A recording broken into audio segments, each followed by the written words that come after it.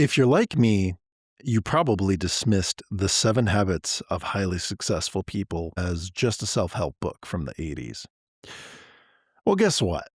I actually sat down to read it, and not only did I find a way to operationalize it, I also figured out how to weaponize it too. Imagine the following. Rex has a problem. He's a manager and purchasing director for a manufacturing company. Sales has already promised a delivery date. Production says the line is tight. Quality is nervous about changeovers. But worst of all, something really unexpected happened. A supplier has come back with worse terms. The supplier says he cannot deliver the materials in time and it'll take a couple of days more. That's completely unacceptable. Rex, as always, is on the phone trying to salvage it. He opens the call the way a lot of people in this situation open. "We've worked together a long time," he says. "My customer needs this next week," he says. "I need you to sharpen the pencil a little." Surprisingly, the supplier gets calmer. Instead of becoming more panicked, the supplier becomes more and more relaxed, even cracking a joke here and there. Rex here thinks he's negotiating. He's really showing the supplier how trapped he is. Every sentence tells the supplier the same thing. The deadline is critical. The customer pressure is real. The fallback options are thin at best. So the question isn't whether Rex sounds firm enough. The question is why the call made his position smaller instead of stronger. You see, the reactive manager sees urgency and mistakes it for leverage. The reactive manager is underprepared and tries to compensate with pressure. The reactive manager thinks the job is to sound tougher than the other side. And the worst part is, he doesn't even realize this is suboptimal. You've seen that manager before. Heck, you may have even been that manager before. Once that habit takes over, the world gets narrow. The call feels central to your existence. The other side's constraints fade out of your stream of conscious. Activity starts to feel like control. The more you try to assert your control, the less you seem to have. Rex is running into the same lesson a Total War Warhammer 3 player learns when the battle starts going badly. You find yourself in a difficult battle, you lose, you try the battle again, you lose again. That's the benefit of Total War. You can always retry the battle. What you can't do is retry the call with the supplier. So you retry that battle again and get so frustrated that you consider sending in your campaign to Legend of Total War, because this battle is so difficult that only he would be able to win this one. And then you remember that he was retired. So even that doesn't work. You're going to have to find your way out of this one by yourself. That is what the phone call or the battle taught Rex. It's the same lesson. The call or battle exposed what his position was worth when it started. That is where the circle of control, influence, or concern can help. Stephen Covey and Claire Newton, leadership authors on proactive control, wrote about these circles to give us a good framework to help us out, to make us see more clearly in order to focus and understand information so we can use it to our advantage. Covey and Newton give us the 3 circles: control, influence, and concern. Let me explain. Circle of control: what can you truly directly control? A circle of influence: what can you truly indirectly influence? The circle of concern: what are you concerned about but can do absolutely nothing about? For a person, these seem pretty straightforward and clear. You can control only yourself and your actions. You can influence your emotions and the people around you. You can do nothing about pretty much everything else. This may make you feel insignificant, but it's also freeing because you don't try to lift beyond your carrying capacity. And this is where we get to the good stuff. Covey and Newton stop here, but I promised you I would operationalize this, right? So, what if we look at an organization like this? After all, aren't all organizations just a collection of humans together? If we look at it from this lens, we get the following. The circle of control here is what can your organizations truly directly control?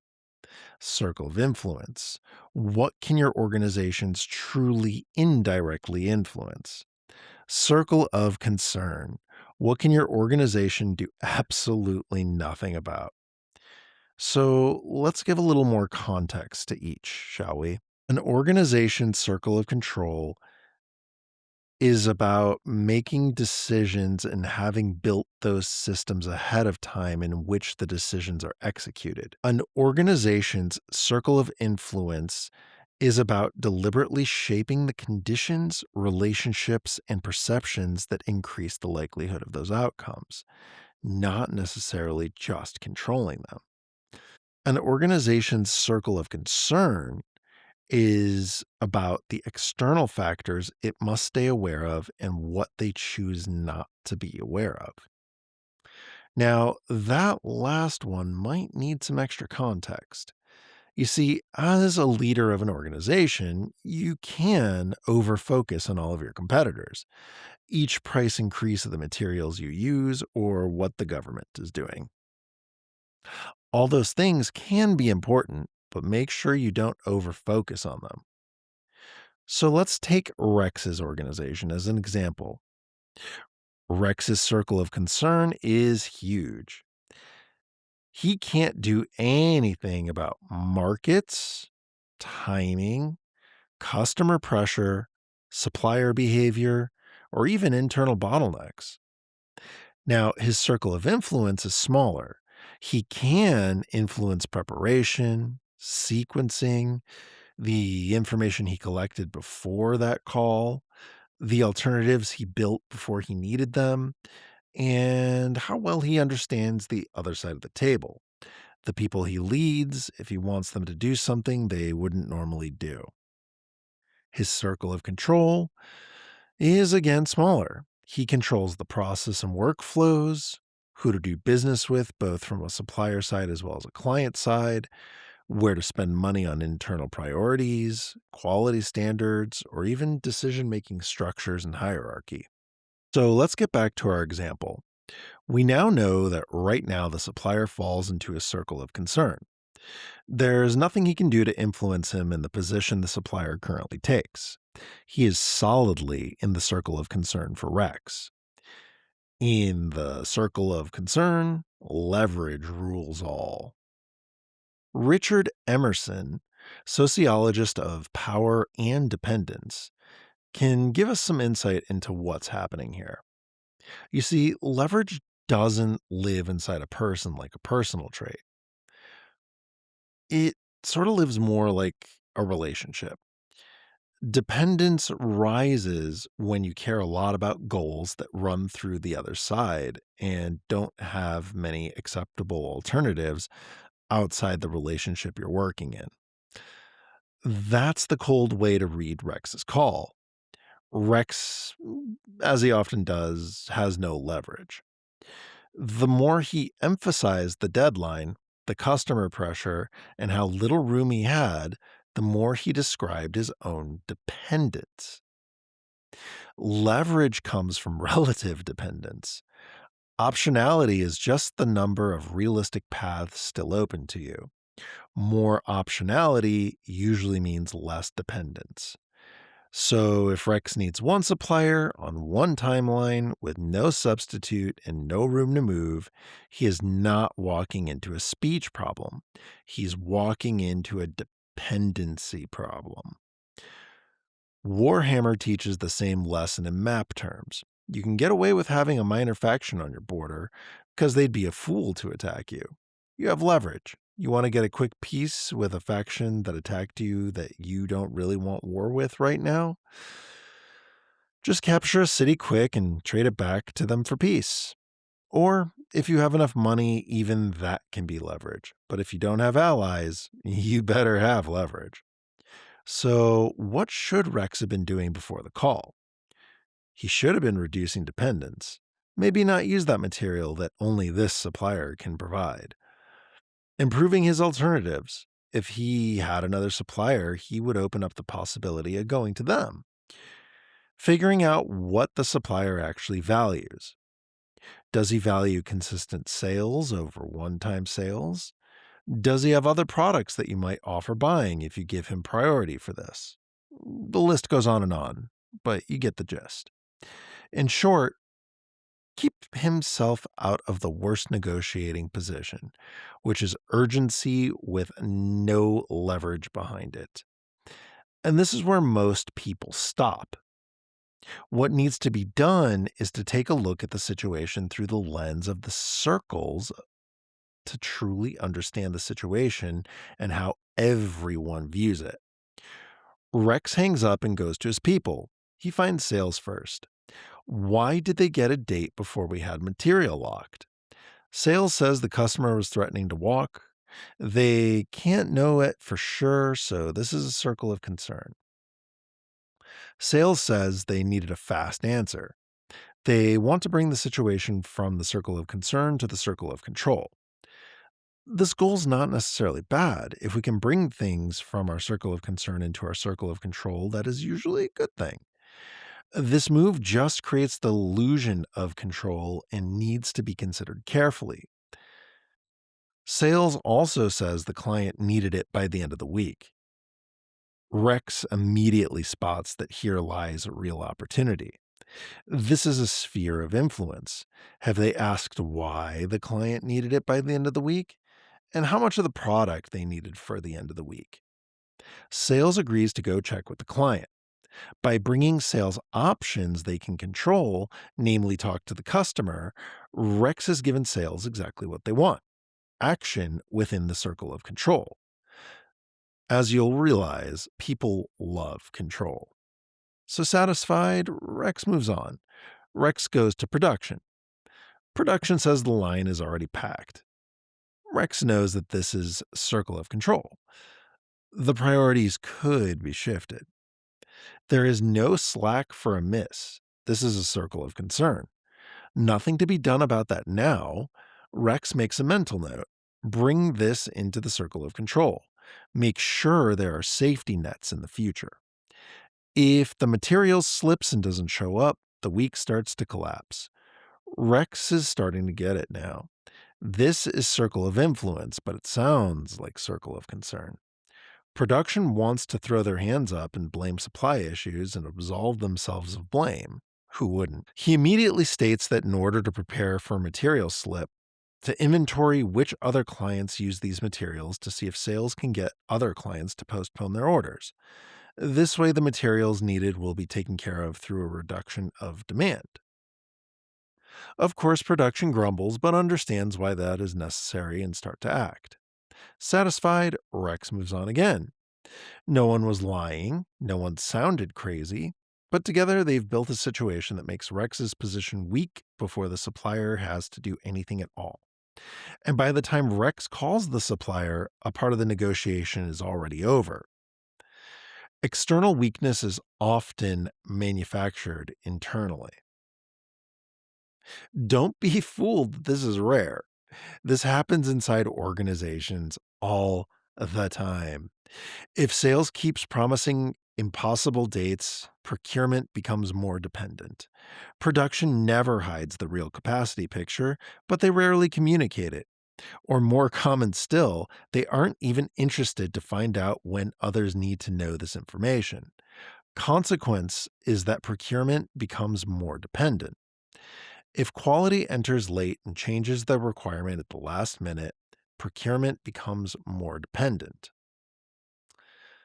Let's circle back to the reactive manager, who looks at all that and says, "Fine, I'll fix it on the phone." That's a trap. Action feels like control. It feels like taking responsibility. But action without thought is like walking your army into the fog of war in Total War Warhammer. In the long run, you will run into problems too big for you to chew through. The more urgent the moment feels, the more tempting it becomes to skip the exact work that would reduce dependence and increase your potential leverage. He can actually do smaller things that do make a difference. As we've seen, he can qualify more than one source before he needs one. He can push back internally on dates that create false emergencies. He can get clearer earlier on which specifications are rigid and which are negotiable. He can stop training the organization to assume procurement will rescue bad sequencing with phone skills. Because Rex's job is larger than his internal operation, he needs to think about the supplier as well. Is the supplier's position really strong? Or is Rex's own company making itself weak? W- Once that question lands, the whole situation reads differently. Once the lenses are applied in the right way, we can see more clearly. Rex is no longer just trying to become a stronger negotiator. No, he's also trying to understand his supplier and what his supplier circles of control are. This is where this gets interesting. I promised you that I'd weaponize Covey and Newton. This is where they become a force multiplier at the price of our ego. It's not easy to admit to ourselves that we can't make all of reality dance to our personal whim, but it will make us significantly more successful. You see, Rex can't force the supplier to feel generous. He can't force the market to be easy. He can't force urgency to disappear. Now, assume that his people deliver on the actions he asked them to do earlier. He gets more room. He has at least one alternate path. He understands the internal constraints better. He goes back into the negotiation with the supplier far less desperately. Even with all that work done, that still doesn't guarantee the result because he runs into the next problem. From the grapevine, he hears the supplier still intends to resist. Maybe not as hard as before, but still enough to stall the deal. The supplier still thinks he's got the upper hand. This is where a lot of managers make the next bad read. They think, fine, I improved my position and they are still pushing back, so this must just be stubbornness. Not always the case. Max Bazerman and Margaret Neal, negotiation scholars, are critical here. Let's repeat their basic claim because it's rather simple. Negotiation is decision making among interdependent parties. Both sides need something. They don't need it equally. They do need it for the same reasons. And the part most directly under your control is how you make decisions with the information you have. Rex has been treating disagreement as resistance. A lot of the time, it's not even resistance, it's just a baseline mismatch. A frame is the way a situation is presented and understood. A referent point is the comparison baseline in your head that makes an outcome feel like a gain or a loss. Neil and Bazerman's point is that the baseline changes how attractive the same outcome looks. So look what's happening here. Rex sees the revised quote relative to last week's lower price. It feels like a loss. The supplier sees Rex's ask to use last week's lower price as giving up margin. That also feels like a loss. Same numbers, different baselines. In Warhammer, we can see the same unfold. In a PvP game for Bretonia, getting armor checked is really difficult. That same armor check strategy for the Dark Elves is a cakewalk. That is why two managers with similar leverage can still get different outcomes, in the same way that two factions have different outcomes against the same basic strategy. So, how do we weaponize the circle of control? If you can choose your engagement in Total War Warhammer, you get to check what your army composition is, as well as the army composition of the enemy to see if you stand a good chance of winning. Let's do that for Rex. Rex first looks at his own army composition. He has recruited units for his army that he can send into battle. The customer is willing to wait, so the hard deadline is gone. The supplier still thinks he really needs this, but he doesn't. He has brought this from his circle of concern to a circle of control. Another supplier is willing to sell to him, but he would start from scratch there. There is no relationship at all yet. Bringing this into his circle of influence, let alone control, is going to be a long road ahead. Not to be taken lightly, but there if truly needed. His operation is more flexible and could theoretically create room for a long time by switching to another production mode. He's not dissatisfied with his army composition, plenty of good units and fallback options, but an army is only as good as the goal it's trying to achieve. What does Rex want? He looks at it through the lens of the three circles. Where does he want to be in the eyes of the supplier, control, influence, or concern? Rex doesn't want to be controlled by his supplier as he is now. Even being influenced isn't really ideal. That just sets him up for having to do this again the next time. No, it's really clear to him now. He wants to be in the circle of concern for the supplier. But how does he get there? Well, I'll give you a second to think about it.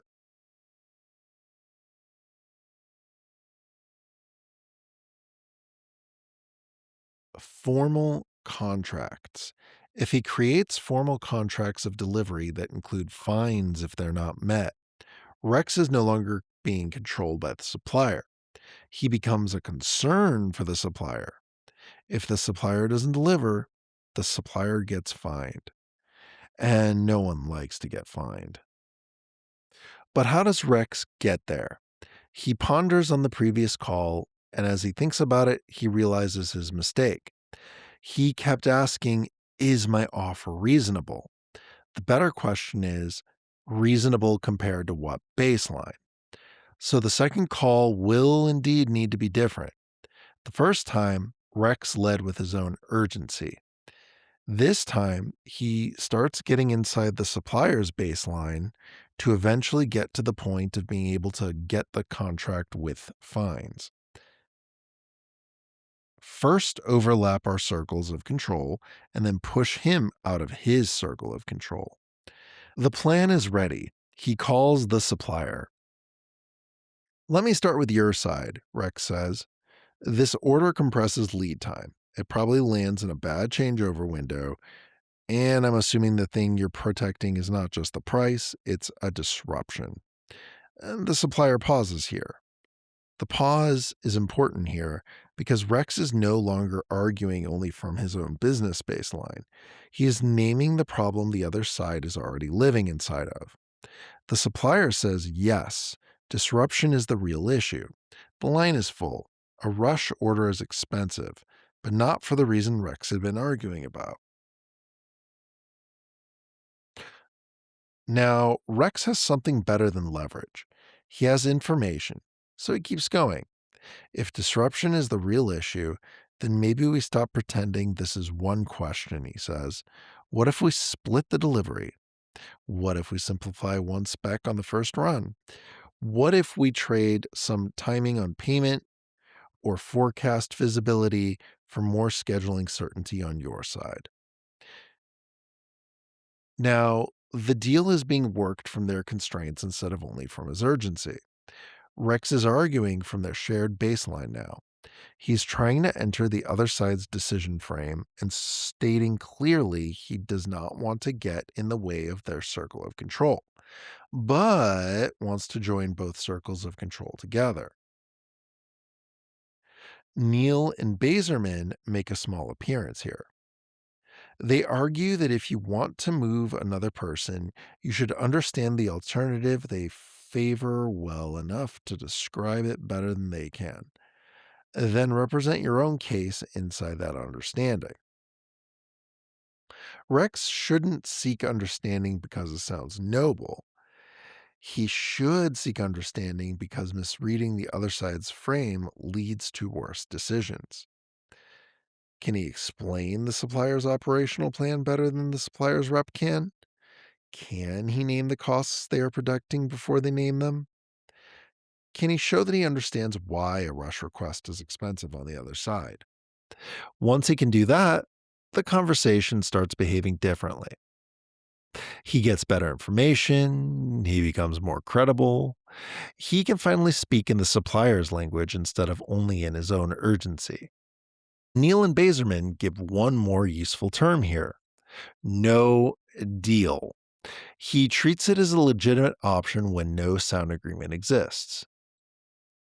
A negotiation changes when refusal becomes unthinkable, and Rex has created that option by getting another potential supplier. If the supplier still can't make the deal work without taking a hit that breaks the relationship, Rex doesn't beg. He doesn't pretend that motion is progress. He tests whether there is actually a good agreement there. And if there isn't, no deal is not failure. It is the point where the truth of the relationship becomes clear. And remember, he has another supplier lined up, just in case.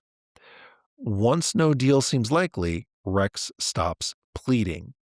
He stops donating concessions simply because the conversation has started. Now the whole thing looks different to Rex. The call exposed the power problem. Part of that weakness was already in the building before the supplier ever picked up the phone.